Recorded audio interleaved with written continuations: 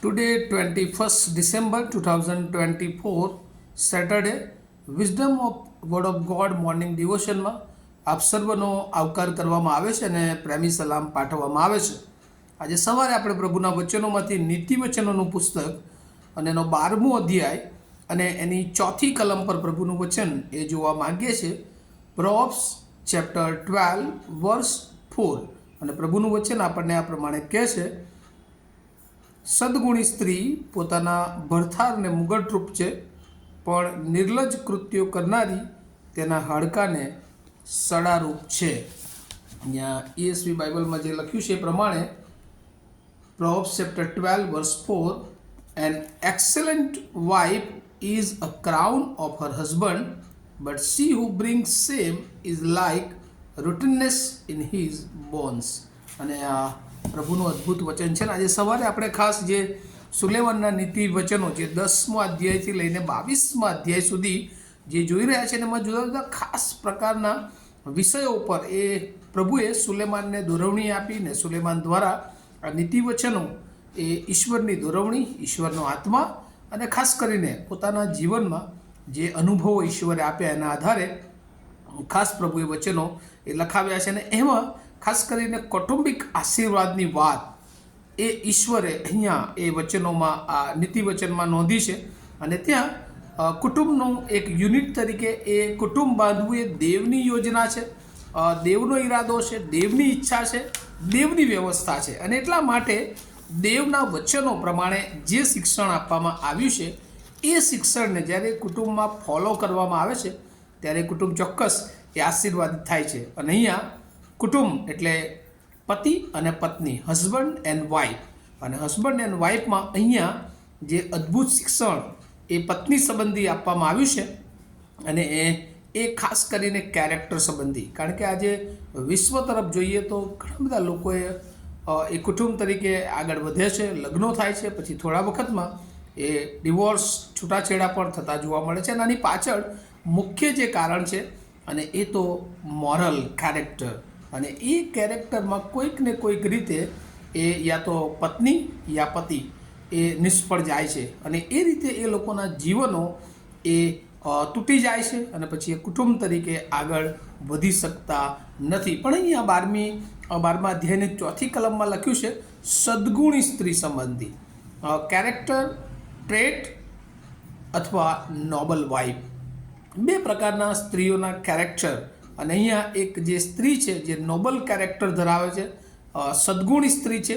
અને એ સદગુણી સ્ત્રી માટે લખવામાં આવ્યું છે કે તે પોતાના ભરથારને મુગટરૂપ છે. હવે આ ક્રાઉન જે છે એ સિમ્બલ ઓફ ઓનર તરીકે ઓળખાય છે. પતિને એ માન અપાવે છે અને કુટુંબમાં જાણે કે પતિનું જાણે મજબૂતાઈ, સ્ટ્રેન્થ બનતી હોય છે. પણ બીજી તરફ જે ડિસગ્રેસફુલ વાઇફ છે અથવા તો જે ટ્રેટ્સ વાઇફ છે એના જીવન દ્વારા એ one who puts to shame, એ શરમજનક બાબતો આવશે અને એ નેગેટિવ, નકારાત્મક તરફ આપણને આગળ લઈ જાય છે.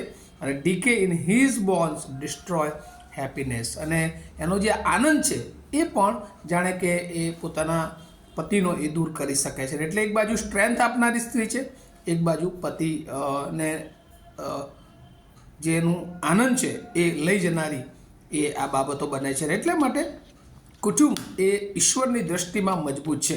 અને આજે સવારે આપણને પ્રભુ શીખવે છે. અહીંયા સ્ત્રી સંબંધી લખવામાં આવ્યું છે, પણ બાઇબલ તો બહુ અલગ રીતે આ પ્રભુના વચનોમાં આપણને આખા કુટુંબ સંબંધી શિક્ષણ આપે છે. અને સ્ત્રીએ પણ પોતાનું એક અલગ કેરેક્ટર આ પૃથ્વી પર ઈશ્વરે મૂક્યું છે, પુરુષનું એક અલગ કેરેક્ટર પ્રભુએ મૂક્યું છે. અને બંને એકબીજાને માન આપે, એકબીજાને પ્રેમ કરે અને બંને સાથે મળીને એ ઈશ્વરને પ્રેમ કરે, ઈશ્વરને માન આપે, એ દેવની યોજના છે.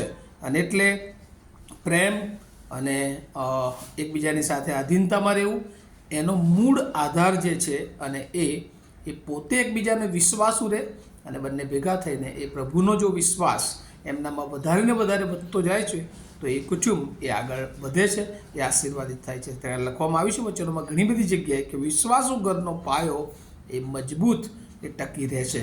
અને ખરેખર એ જે સદગુણી સ્ત્રી છે એના જીવન દ્વારા એ આખા કુટુંબનો એ બચાવ થાય છે. નીતિવચનોમાં જો જોઈએ તો ત્યાં એના 31મા અધ્યાયની 10મી કલમથી આગળ ત્યાં લખવામાં આવ્યું છે, સદ્ગુણી સ્ત્રી કોને મળે, કેમ કે તેનું મૂલ્ય રત્નો કરતાં પણ ઘણું વધારે છે. ગમે એટલી મૂલ્યવાન રત્નો જેવું આપણી પાસે હોય, પણ જો સદ્ગુણી સ્ત્રી હોય તો એ જીવનને ખૂબ વૃદ્ધિ આપી શકે છે, કારણ કે એનું મૂલ્ય બહુ ઊંચું છે. અને એ કહે છે કે એના પતિના અંતઃકરણ એ એના પર ભરોસો રાખે છે અને એને કોઈ પણ પ્રકારની સંપત્તિની ખોટ પડશે નહીં. પોતાના આવવાના દિવસો સુધી એ એનું ભલું જ કરે છે, ભૂંડું કદી કરતી નથી અને રાજી ખુશીથી તે પોતાના કામ કરે છે. તે બહુ વહેલા ઉઠે છે અને જાણે કે કુટુંબનો આધાર એ આ સ્ત્રીને ઈશ્વરે મૂક્યો છે. અને એટલા માટે સ્ત્રી અને એનું મોરલ કેરેક્ટર બહુ અગત્યની બાબતો છે. અને એ જ રીતે પુરુષને માટે પણ છે કે પ્રભુએ એ જે સ્ત્રી અને પુરુષ ઈશ્વરે અલગ રહે એવું ઈચ્છ્યું નહીં, અને એટલા માટે એમને સહાયકારી તરીકે મૂક્યા અને એ રીતે બંને એક થાય, એક યુનિટ થાય અને સાથે મળીને પ્રભુનું ભજન કરે. એટલે એકબીજા પરની વિશ્વાસ, એકબીજા પરની સમજ, એકબીજા પ્રત્યેનો પ્રેમ, એક પ્રત્યેને આધીનતા, એકબીજાને માન આપવાની બાબત, અને એમાં જેટલા વૃદ્ધિ પામે છે, અને એ વૃદ્ધિ ત્યારે જ ન પામીએ કે જ્યારે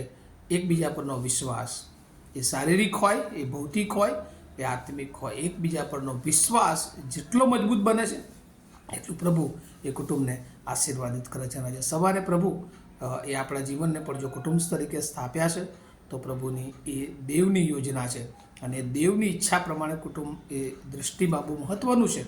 અને એટલે ઈશ્વર એના પવિત્ર કુટુંબ તરીકે જોવે છે અને ત્યારે એ કુટુંબ દ્વારા દેવને માન, મહિમા અને ગૌરવ મળે. આપણે ગયા દિવસોમાં પણ જોયું હતું કે યુસુફ અને મરિયમ એનું કુટુંબ કે જેમના દ્વારા દેવને મહિમા મળ્યો.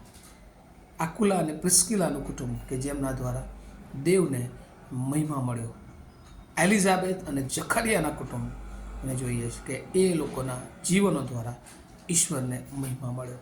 આપણા કુટુંબોમાં આપણે દૃષ્ટિ કરીએ, શું આપણા વાઈફ અને આપણે પોતે પતિ તરીકે ભેગા મળીને શું દેવનો મહિમા એ આપણા કુટુંબ દ્વારા થાય છે કે કેમ? અને નથી થતો તો આપણે આપણા જીવનને ચેક કરીએ અને જ્યાં કંઈ કમી ઘટી છે, મુશ્કેલીઓ છે, ત્યાંથી આપણા જીવનને આપણે પાછું રાખીએ. અને કુટુંબ એ દેવનો આશીર્વાદ છે, દેવની ઈચ્છા છે. ત્યારે આપણા જે પાર્ટનર્સ છે એમને વિશ્વાસુ રહીએ અને આપણા જીવનને પવિત્ર રીતે કુટુંબ તરીકે આગળ વધારીએ. અને આ નાતાલ મહિનામાં પ્રભુ ચાહે છે કે આપણા કુટુંબમાં પણ એ ઈશ્વરનો જન્મ થાય, ઈશ્વરને વિશ્વાસુ રહીને આપણે આ પૃથ્વી પરના દિવસો પસાર કરીએ કે જેથી કરીને પ્રભુનું આવવું નજીક થાય ત્યારે આપણે રડવું અને દાંત પીસવું ન થાય. આ બાબતો સમજવાને માટે પ્રભુ એની બહુ જ કૃપા આપણને આપે એવી પ્રાર્થના ઈસુ પ્રભુના નામમાં. આમેન. આવો આપણે પ્રાર્થના કરીએ. અમારા જીવતાને પ્રેમાળ ઈશ્વર, આભાર માનીએ છીએ. અદ્ભુત શિક્ષણ તમે અમને આપ્યું છે કુટુંબ સંબંધી, અને એમાં ખાસ કરીને સદ્ગુણી સ્ત્રી પર પ્રભુ બહુ મોટી જવાબદારી મૂકી છે. પણ ઘણી બધી વાર પ્રભુ એ સુંદરતાનો ગુણ, એ લોભામણી બાબતો, એ શારીરિક સુંદરતા, એ શૈતાન એનો ઉપયોગ કરી શકે છે. અને ત્યારે પ્રભુ બધા જ તમારા સ્ત્રી પાત્રોને તમારા હાથમાં સોંપીએ છીએ. પ્રભુ પુરુષ પાત્રોને પણ અમે તમારા હાથમાં સોંપીએ છીએ. આ દુનિયાની ભીડમાં પ્રભુ એ જુદી જુદી રીતે ખોવાઈ ના જાય, પણ એ કુટુંબ તરીકે તમારી ઈચ્છા છે, તમારી યોજના છે. ત્યારે જે કુટુંબો આ પૃથ્વી પર બંધાયા છે, બંધાવાના છે, એ બધામાં તમારા પરના વિશ્વાસમાં, પ્રેમમાં, આધીનતામાં, એકબીજા પ્રત્યેના વિશ્વાસ અને આધીનતામાં, સમજદારીમાં, અને પ્રભુ તમે એ કુટુંબ દ્વારા માન, મહિમા અને ગૌરવ પામો એવી પ્રાર્થના ઈસુ પ્રભુના નામમાં સાંભળો, તેનો સ્વીકાર કરો. Amen. Have a nice day to all of you. Thank you.